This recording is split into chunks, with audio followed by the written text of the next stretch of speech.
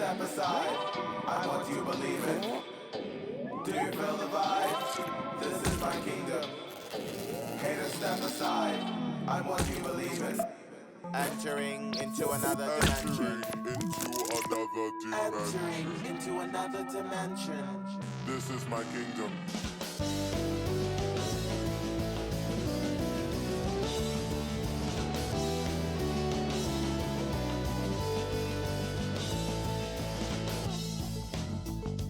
So my name's Lee. I make art under the name Irma Fiend, but I'm maybe more often known as Sweaty Eddie, and I'm a drag king. I'm also an animator and general multimedia artist. Drag has been like a moment to sort of like revisit a lot of things that captivated me as a young person. I like loved watching Sesame Street. I didn't understand that when you grew up you couldn't just be a Muppet. It's funny because my trajectory has been, you know, I transitioned in my 30s and I lived my life for a really long time as a woman and like presenting as a like feminine woman, and like so transitioning like was like a very destabilizing and like strange experience to do after having like lived my adult life for so long. And so it's really funny to have moments, especially like in drag and like in art, to like feel like I'm channeling like a younger version of myself that was not a piece of me that I was in touch with for a really long time. And I love talking about my experience, and like it's kind of just this thing now I do, but it's this thing that like I kind of had to, like I couldn't erase the first, you know, 10 years of my adulthood, nor would I want to. There was a time when I wanted to, but you know, I don't know, people read me as younger than I am, and it's like that's a blessing in some ways because it's kind of let me like, you know, start my life in a new direction. You know, now I'm in my mid-30s, people are like, oh, emerging artist. I'm like, hey, I'll take it. But at the same time, I'm like, it's hard for me to get people to take me seriously, which is fine. I don't need to be taken seriously. They'll find out.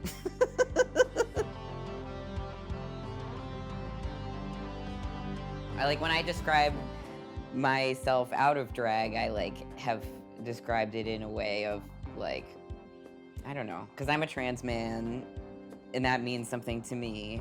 There are many trans men who blend in as men in the world. I'm not that, but I also, like in the way that like, you know, a penguin is a bird, but it's like, when you say that you're a bird, everyone thinks that that means a certain thing, and like, you know, it's hard to ask people to imagine something unless you show them. So I don't know, having drag as an outlet to like have like a gender performance that's like separate from myself, but also is deeply connected to myself. It's been like a way to feel actualized, and like I carry that energy into my real life.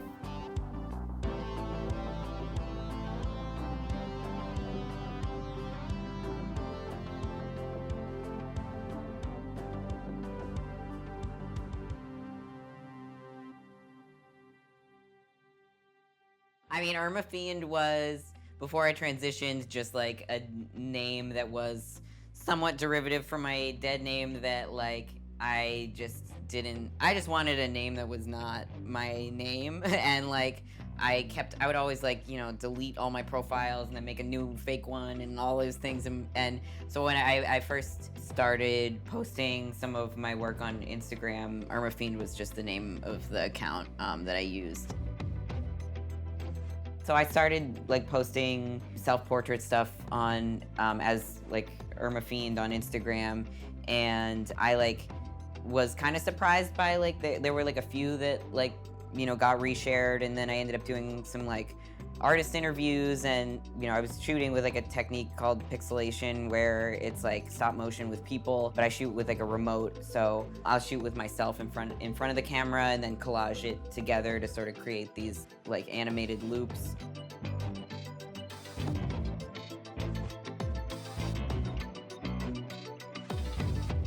It's a very cathartic medium, creating these like almost like body horror loops where it's like, you know, the self is like fragmented and comes back to the whole, and like getting to sort of see that on as a cycle was like a very cathartic thing. Like I just liked making them, but I also liked watching them, and like, you know, this was a time where I was like very like performative femme.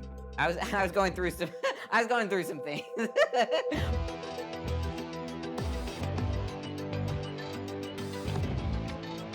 But like, anyway, having that space to make art was really helpful for me, but I also like was really self-conscious when it like, you know, had to do a bunch of interviews talking about being like a woman making art, or like a queer woman, and like I felt really strongly about, but I also like, I would have like anxiety attacks before I'd be like, or like anytime I'd talk to someone, or like I like really just didn't like being public and having like a public sense of, but so Irma Fiend kind of like helped me have a separate persona that was like a little bit outside of myself. Some sort of like key things that inspire me are like anthropomorphic objects and just sort of like faces in general. Anything that's sort of surreal ways that energy can change different forms, and the human form can be malleable and exist in all these different states. I also love doing, like I do a lot of like overlay special effects, or like morphing and like shooting with objects and things like that. I do a lot of like looping work, so whether that's like GIFs, like social media stuff, even in like more narrative things, like I tend to work in loops, so like, you know, creating boils or moments where the character or the thing will sort of just have this kind of pulsing energy to it, and like that might be looped until it moves to a new state. Just the way that like animation can suspend time and suggest ways that things can exist in different forms. During the pandemic, we like somehow accidentally made a horror movie, but it had like segments of various performers, digital numbers featured throughout, but they weren't traditional drag numbers that featured lip syncing. They weren't really skits, but they weren't really art pieces. They were sort of somewhere in this like undefined space. I started out, so like Sweaty Eddie was the host of the show, and the first one we did was in May of 2020. I got to do like a claymation opening for the show. The now infamous Buttman, who's on all our merch and our website. That was the beginning of like working in that style. I've done a lot more like claymation or slimemation. I don't know if I'm trying to coin that, but claymation with slime. That was sort of the first time that I really like created that full scene.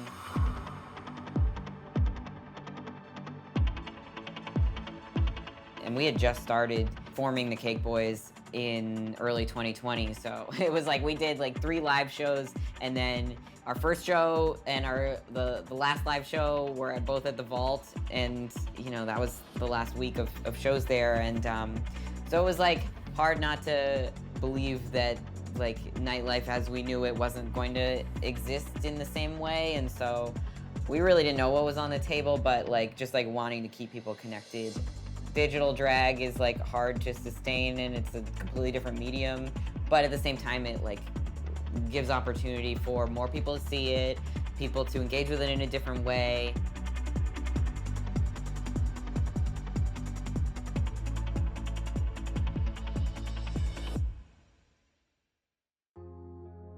Hi, I'm Scenario. I'm a musician and co-producer. Okay, is that it?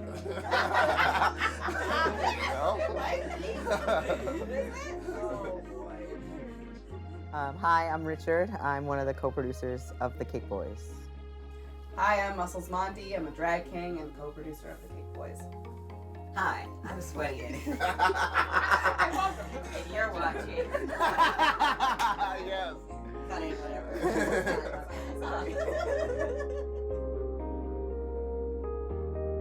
I don't know, The Cake Boys kind of started out of just like a lack of representation in New York, and also just like feeling Like we didn't have a space, Yeah. you know? Like I know at least for the 3 of us, and I think Scenario also, like sometimes I felt like there was nowhere to go, you know? Yeah. We were like the one drag king on a lineup, or just not able to really have any stages to go to except for a couple. Yeah. I think like the beginning, the Cake Boys just really wanted to start, it just started as a page. It started as a page to like highlight the like few artists we did know. There was probably 10, Yeah. maybe less. And then one day we were just like, why don't we just do a show? And we got together with Muscles Monty, Sweaty Eddie, and we also at that time were working with Gem and Nemesis. And we produced The Bachelor X at the Vault. May it rest in peace. And it was such a good time. So many people showed up. So many people had so much fun. And it kind of all took off from there, you know? Yeah, I don't think I knew like where any of this was gonna go. Like you just DM'd me and Yeah. said, "Hey, you want to be part of the Cake Boys?" And Yeah. I was like, "I'll take anything." Yeah. Sure. And yeah, after Here we that, are now, yeah. that show. Yeah. 300 later. It's only been 2 years, you know? Yeah, and a lot of that was cut off because of Pandemic, yeah. Like I feel like, you know, we kind of came in like with like concepts, and it wasn't just like, oh, we just want to like have a space for drag. It was like drag kings and like things and people that aren't like necessarily like a part of the larger drag queen ecosystem, whatever. But it was also like really wanting to craft these shows that were like fully fleshed out experiences that you know, gave context to what our drag is and what we were doing with it, and like not even in a way that made sense necessarily all the time. Like I think we are all about bringing chaotic experiences to people, but like it's very intentionally planned out so that like, you know, you like can like let go into the chaos and like feel like you're being taken on a ride that is intentional. I think I do have to say I feel positive about where it's going. I think it's getting really good. I'm seeing like shows every day where it's like either being produced by kings or or just not any non-drag queen. I think there still could be a lot of representation. I think that there still could be more than one king on a lineup. That would be really awesome. And we're still seeing a lot of pay discrepancy, as we've seen in a couple shows. So I do think it's going in a good place where we are seeing it. Will we see it on like mainstream television? I don't know. I think possibly maybe, but Yeah. I don't know.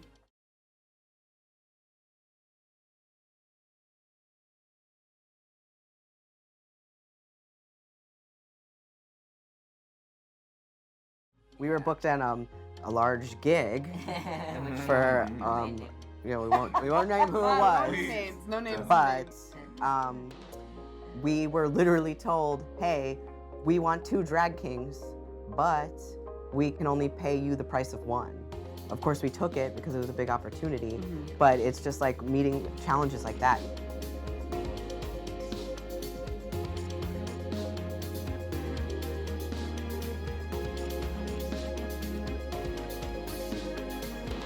I kind of like love the people who have never been to drag shows coming to our shows because they're not like tainted with, you know, Expectation. tainted with. I can't get over the fact that I just said taint, so I'm sorry. Yeah, I think that they come with no expectations and they just come for a wild time, truly. I sometimes like, you know, as somebody who does a lot of the like lineups and the organizational like of the day of show, I never know what to expect. Yeah. For me, definitely, I feel like my art kind of thrives collaboratively, even though I'm most of the time doing numbers by myself. I feel like I'm so inspired by all of you, you know, like I've never met a more talented group of people. Oh, I know. But it's true. I mean, like, I feel like I generally call you my friends, you know, it's not like we're just co-producers together. So I am truly inspired by all of you. And I noticed that my whole drag has completely changed, you know. When I know for me, and I was starting to do drag and doing it more like creepy, definitely like masks up, and now I just try and be myself with a mustache on. Yeah, that's the good flip coin. I do feel like in the Cake Boys, I can do whatever the hell I want, but as a drag king in general, there's a huge pressure to do above and beyond. I can't just go out and, like, no shade, I can't just do Ariana Grande.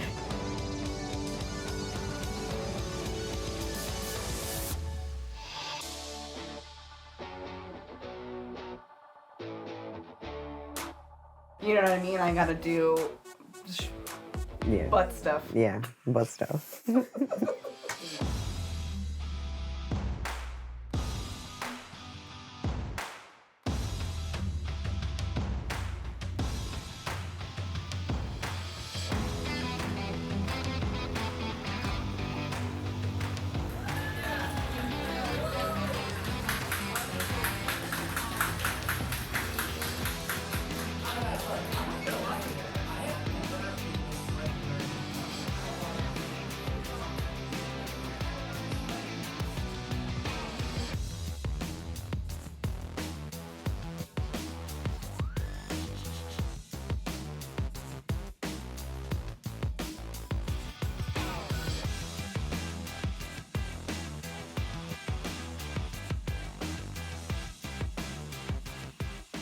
Are you ready for the Cake Boys?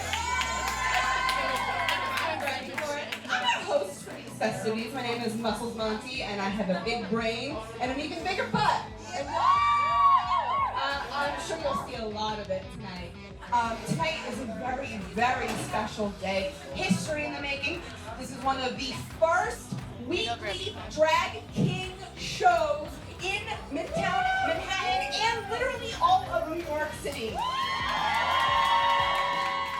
I think lately I've been doing a lot of like 70s glam rock numbers. So that whole era, I think, you know, one of Muscle's goals is to be the first fat glam rock persona. So like David Bowie, T-Rex. I love Kiss.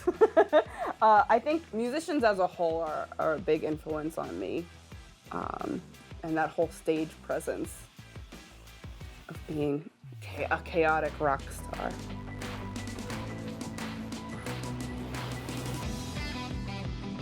This next performer is about to bring to the stage a little bit yeehaw. Oh my god. A little bit of.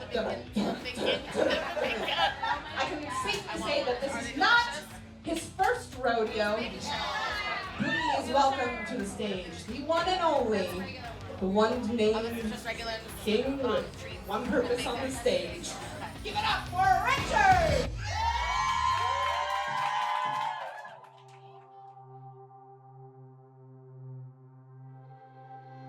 I guess the feelings of the numbers are based off like actual interactions.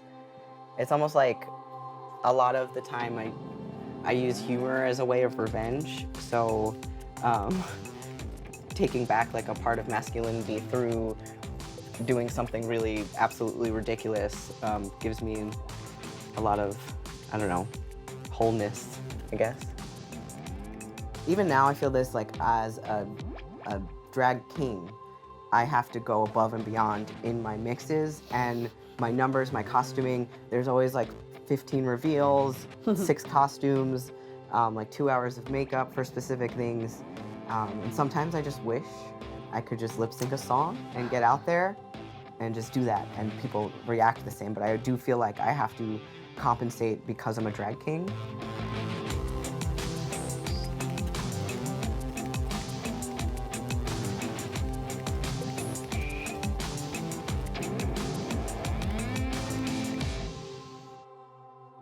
Anything outside of like drag queen and the booking scene that don't get a lot of representation. I mean, me as a queer musician, I also don't think there's a lot of spaces out there that are made for queer musicians. So I feel like that's where we just like shared that same like ethos of just being left out.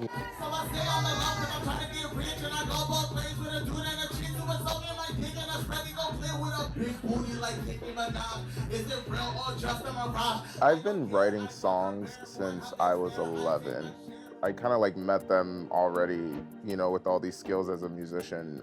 I guess I would say as just just an artist in general, because I don't just do music. I could do a look or film or edit and things like that. Never trust that chick or believe her. Listen like Rockefellers, mercy on your endeavors. They don't even know what's in store. Being with them kind of allowed me to not take it so seriously and just like give myself, like allow myself the opportunity to make mistakes. Oh my God, I'm like Meg the Stallion. You can try something unorthodox for you to open your third eye. Nevertheless, it's just a test to see if you're kind. I've known Eddie since like 17, and I always thought he was like this like deliciously weird guy or something, and I was always like inspired by him, his visuals. I saw him through like Chris of Her when she was doing like Person TV, and like he clearly stood out like amongst the rest of the artists in that whole like production. You know, like we've always just been in nightlife, you know, doing our own things, and then they started Cake Boys, I want to say like late 2019, and by like their second or third show, they booked me for the Dude Network. I really liked it. I appreciated the production. I felt like nightlife was getting a little like lazy, and people were just like whipping out last minute costumes and just giving you some tired, you know, like song that they can't even like care enough to like act like to look like they're lip syncing it. So to seeing like something that's kind of like well thought out with a whole like story arc and things like that. So yeah, after the Dude Network, that was kind of like the beginning of like my involvement in Cake Boys.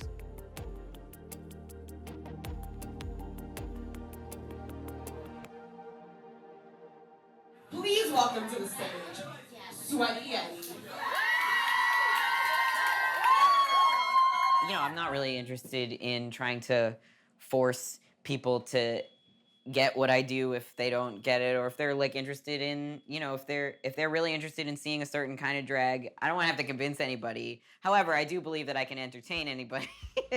So we were just kind of like, you know what? It's like why are we trying to like convince people that what we're doing is valid? Like, why don't we just do it?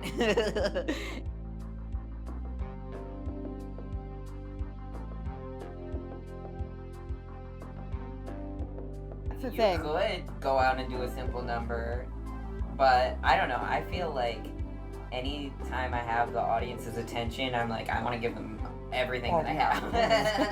I want to try and just like pull everything that I'm capable of doing and just throwing it at everybody. Yeah. And like drag in and of itself, and like just like any like kind of perform, like if as an entertainer, like you're so doing everything on your own. Yeah. And like to have at least some sense of like a like cohesion of like, okay, we're like coming together and like we're all working towards producing this show. It just makes it like we're able to make something more legit.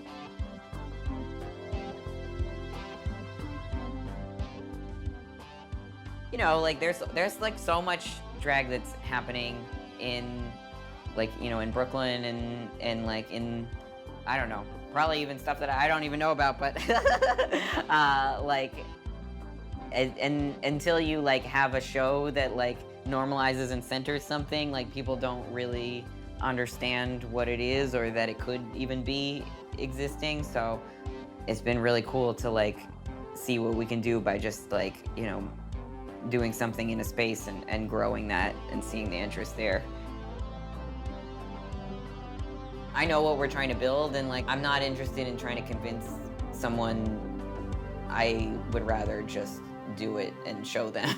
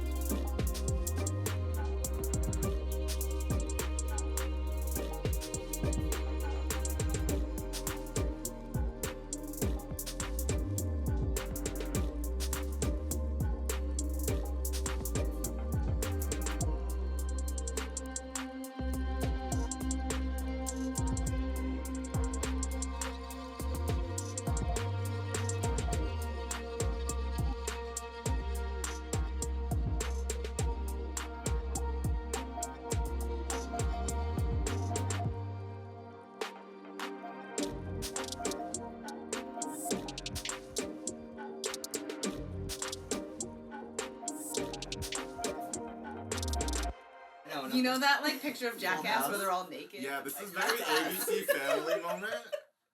I love this. We gotta read